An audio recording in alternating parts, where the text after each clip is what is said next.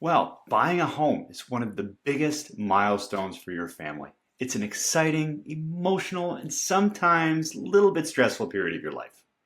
But if you've ever fallen in love with a home and thought, wow, how do we make sure we don't lose this one? Well, believe me, you're not alone.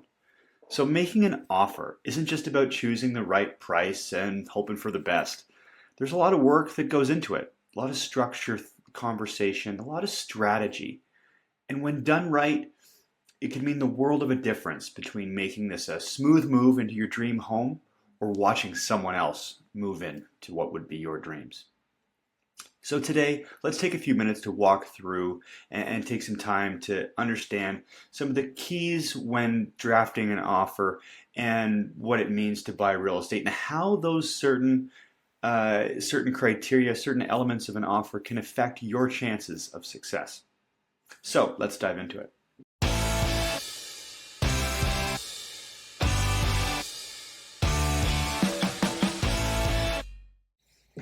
Step one, and this is just key relationship building.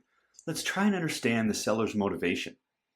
It's really important that when you're trying to, put together something as complex as an agreement of purchase and sale in real estate, is devising a strategy and understanding what structure is going to appeal most to the seller. Because at the end of the day, it takes two parties to come to terms on agree on both price and structure in an offer. So, determining the seller's motivation and what influences are on their mind in terms of coming to that decision. But this part of the process is really based on trying to build rapport with the seller's agent. And in this early stage, we're trying to learn what the seller's motivation is and maybe what they're trying to accomplish with their home sale. Maybe they need to downsize and or maybe there's a mortgage that needs to be renewed and they can't afford the home anymore. There's so many different motivations that might influence seller's opinion of value, and it's important for us to understand that so we can both not only manage expectations but better structure our offer to help meet their goals as well. So this fact-finding mission is really meant to help inform how we're going to best structure the offer and make it more appealing to the seller overall. Step two in this process, we want to try and determine what fair market value for this property is. If you've looked at the real estate in 2025, you'll find prices all over the place. It's hard as a consumer to just determine what is the fair market value of this home. This one was listed at this number and sold for that. This one was at this number and sold for this. So really trying to understand and educate yourself on what is out there and what fair market value is for this property that you're interested in. Just like beauty, value is in the eye of the beholder. And if we're going to come to an agreement, both sides need to have similar views on what fair market value is for the home. So to do this, we're going to look at what's currently for sale, what is recently sold, and if there's any unique features of this particular home that might differ from others that are out there that might have an influence on the value of the property. Certainly the condition of the home is a big driving factor, as is the location of the property, as is anything here. So the outcome from this analysis is hopefully going to lead us to establish what I like to call the strike zone. Baseball theme, Blue Jays are in the World Series. Great time to use to implement that term, or at least share it with you. But essentially, this is the range that you are comfortable paying for the property, the amount that you'd be comfortable paying. And I like to put it this way, like if you were in a situation and someone else were to offer, $1 more than that sort of cap within that strike zone, they can take it, right? This helps us avoid that feeling of buyer's remorse at the end of the day. So, once we've established the strike zone and that's sort of what we feel is fair market value, especially if you're in multiple offers, and we're seeing this a lot more in Durham region where listing agents are holding off reviewing offers to a certain day. They've often strategically listed the home at a very low price to try and appeal to the most number of people possible. And then on the offer day, hopefully the goal then is to have multiple offers to choose from, and naturally through negotiation you might see a higher sale price at the end of the day as a result of that the threat of another buyer taking that home off that individual, off that other buyer's hands. So that competition is essentially artificially created by using that strategy. So if you're in multiple offers and they've hit your sort of outside the strike zone number, or you're essentially tempted to exceed that number, gives you an opportunity to say, hold on, let's take pause here. We should probably stop and walk away at this point, right? It might be something that it might be for a reason that you don't think the home is worth it. Maybe it doesn't fit within your budget anymore. But essentially, that's your point where you can just put your hands up and walk away. And I find that a really valuable exercise to both verbalize that, but talk through it with the important decision makers who are purchasing the property, so you can both make a well-informed and unemotional decision in the moment. Sort of take the heat off of the decision. We already have a pre-planned thought process already established, and just helps make you better informed decisions when you're in the middle of that negotiation. And if you decide to go outside the strike zone, at least we've acknowledged at a second checkpoint that we're going to potentially overpay or pay over market value for this property. So it's just another checkpoint for you to establish, is this where we want to go, rather than feeling that pressure like your feet are against the fire. Step 3, what's a deposit? What's it really for? Well, the deposit itself is essentially a percentage of the purchase price that's held in trust by the listing brokerage up until the completion date. And that amount, the amount due at completion, is usually the purchase price minus that deposit amount, plus any other closing costs that might be incurred on your end when the closing date does arrive.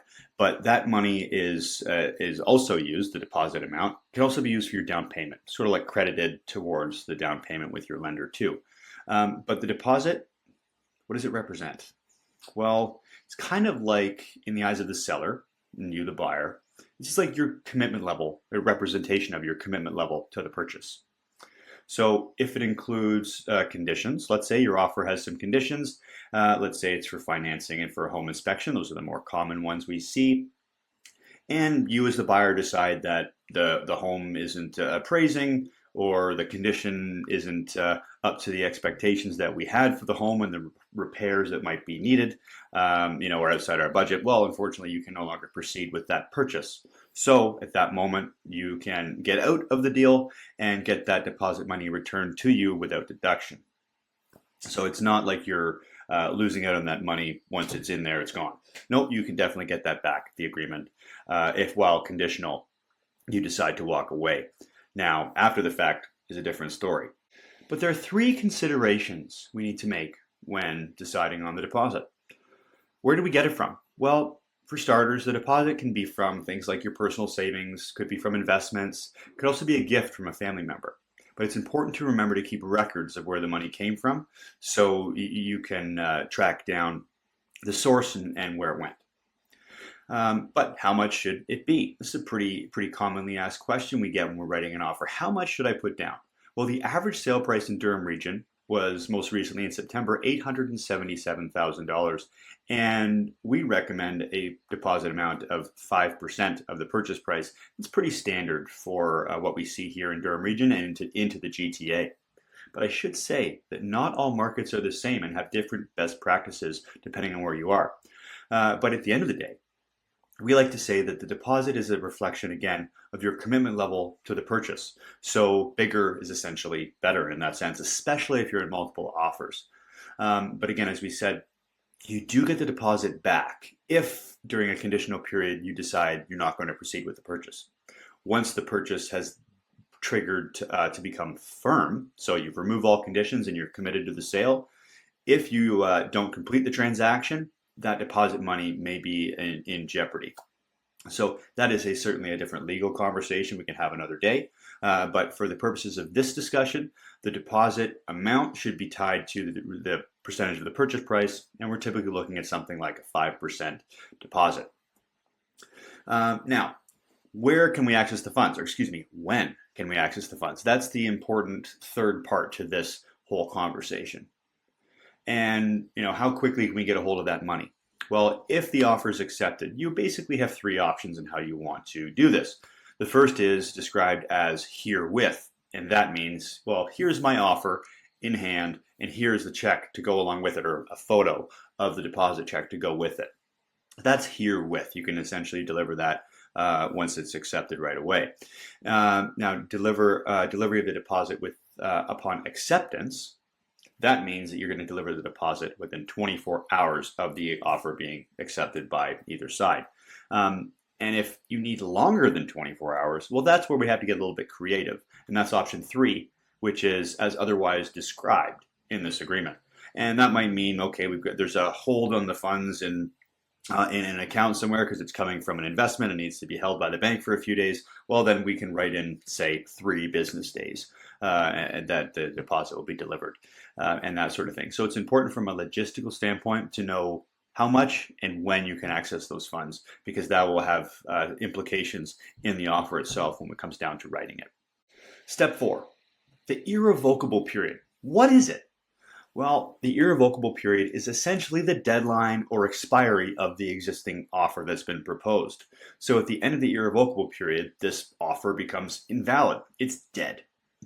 But when you make an offer, you cannot actually change the terms of the agreement or withdraw it during that irrevocable window. So if you've submitted an offer and the seller has sent you back a counter offer, we also call this a sign back, the irrevocable period that has been sent back to you, the seller can't go and renegotiate the deal with another buyer. They can't accept an offer from another buyer in that sense because they're in exclusive negotiating window with you during that irrevocable period. But if you receive the offer and you cannot accept it as currently proposed, let's say there's something that needed to be included in the deal that you really wanted, or a closing date that needed to be renegotiated, or something, anything. If there's a certain term that needs to be changed, then the irrevocable period suddenly doesn't matter because you need to send back that offer back to the other side and essentially triggering a totally new irrevocable period. So you could keep the same irrevocable or you can change it, but it essentially makes the irrevocable irrelevant because the offer can't be accepted as currently proposed. So, the feeling of that your hair is suddenly on fire, oh, we've received an offer, oh, we've received a sign back. You don't have to respond with such, or act with such urgency in that sense. We have time to sit down, make a decision. Is this acceptable? Are all the things listed in this agreement acceptable to us? And if they are, then yes, we need to respond by that deadline, loosely speaking. But the irrevocable, is important with the current terms. But if you've got to make changes, then there's no reason to panic. So with that, takes us to step 5, establishing the closing date and what the options for closing date are. And this is interesting and certainly depends on many different variables. But deciding on exactly what day you're going to start making, payments, you're going to take possession and officially take ownership of that property is a key logistical consideration. So here's a few things that might make this relevant for either party.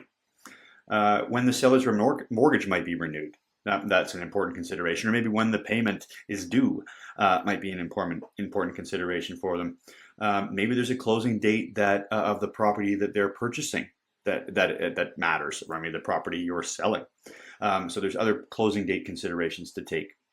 There might be notice periods for the ending a tenancy agreement. Let's say you're renting and you're a first-time buyer. You need to give 60 days notice to your landlord, right? All these logistical considerations. Maybe there's a pre-approval for your mortgage that's about to expire and you need to purchase that property or close on the purchase before the pre-approval expires. This was very important when interest rates were rising a couple of years ago.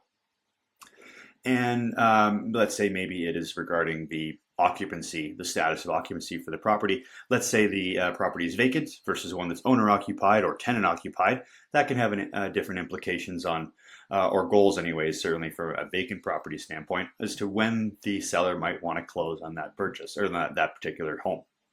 So understanding your options as well as what is maybe more appealing and realistic to the seller is really important.